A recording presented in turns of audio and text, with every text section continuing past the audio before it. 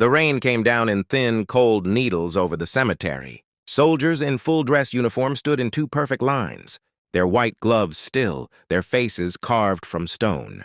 This was the funeral of Colonel Marcus Steele, and in the front row stood his sister, General Naomi Steele, the highest-ranking woman in the entire state's military command. Tall, immaculate, silent. Her grief was a blade, sharpened and sheathed. But on the far end of the cemetery, pacing like a restless wolf, was Officer Brad Whitlock, a cop known for one thing. He hated black authority, and today he claimed the funeral was restricted property.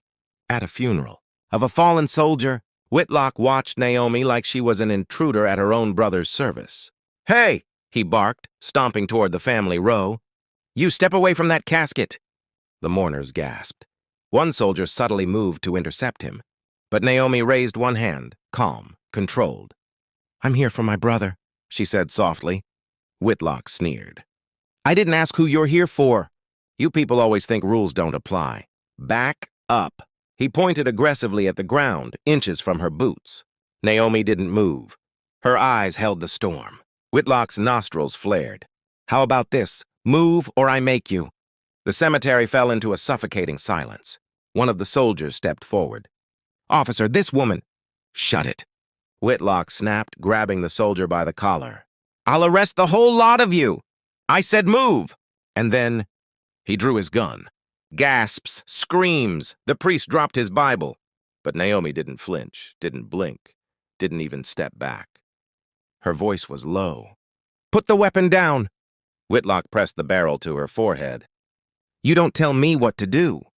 The soldiers froze, because one wrong move and the general was dead. Whitlock grinned. Then, suddenly, one of the younger soldiers whispered desperately, "General, please, just say the word." Whitlock froze. "General?" he repeated, scoffing. "Her? Don't make me laugh. This is some kind of joke." Naomi exhaled slowly. "If you're still watching, like, subscribe and turn on post notifications. Because what happens next will make your jaw drop." Whitlock blinked, confused. And Naomi finally lifted her chin. "I am Major General Naomi Steele, commander of the 3rd Defense Wing.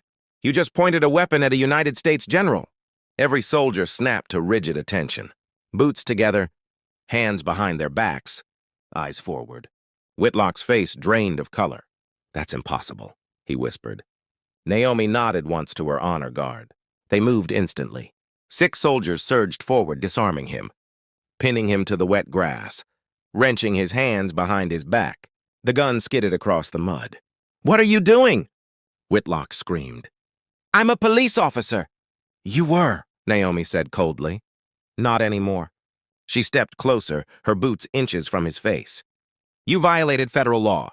You assaulted a soldier. You threatened a superior officer, and you pulled a weapon at a military funeral." Whitlock thrashed, soaking his uniform in mud. "You can't do this. I didn't know who you were." "That's the problem," Naomi replied. "You treat people based on who you think they are." She signaled again. A soldier lifted Whitlock by the arms and legs like a captured animal, hauling him upright.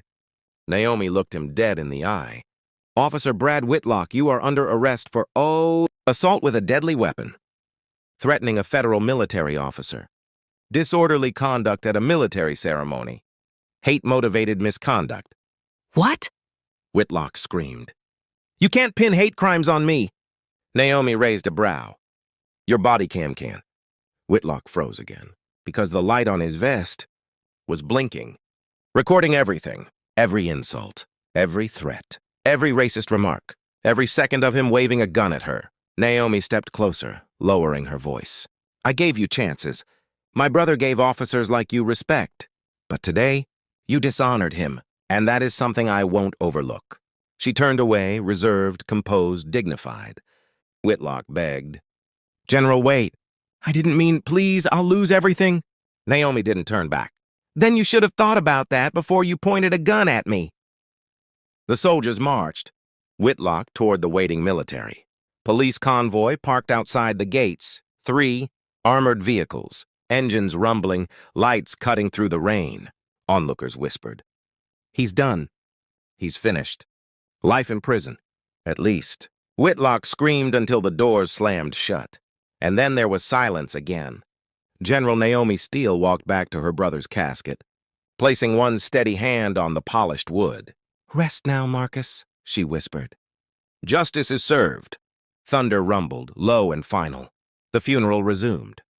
But the world outside those cemetery gates would soon learn. That cop was sentenced to life, all because he pointed a gun at the wrong woman.